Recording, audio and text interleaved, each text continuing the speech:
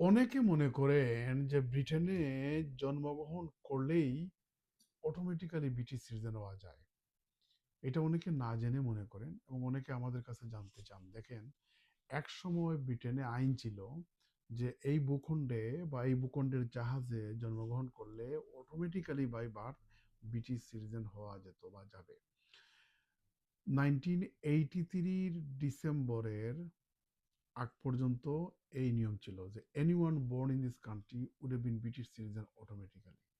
কিন্তু 83-র পরে নিয়মটা বা আইনটা হলো যে এদেশে জন্মগ্রহণ করলেও সে অটোমেটিক্যালি ব্রিটিশ সিটিজেন হবে না, সে তার মা বাপের স্টেটাস অনুযায়ী স্ট্যাটাস পাবে। এখন এদেশে জন্মগ্রহণ করলে অটোমেটিক্যালি ব্রিটিশ হওয়ার জন্য দুইটা শর্ত।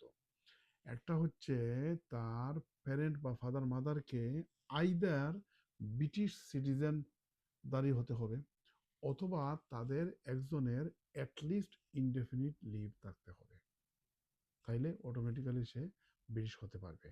আর আরেকটা হচ্ছে কেউ যদি ইউকেতে জন্মগ্রহণ করে কন্টিনিউয়াস 10 ইয়ার্স পর্যন্ত এখানে বসবাস করে, তাহলে অটোমেটিক্যালি ব্রিটিশ সিটিজেনের জন্য যোগ্য হবে।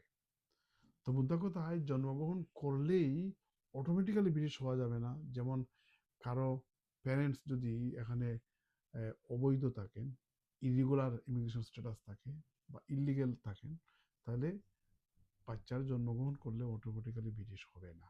আবার তাদের যদি লিমিটেড লিভ থাকে, স্টুডেন্ট বা ওয়ার্ক পারমিট, তারপরেও সন্তান জন্মগ্রহণ করলে অটোমেটিক্যালি ব্রিটিশ হবে না।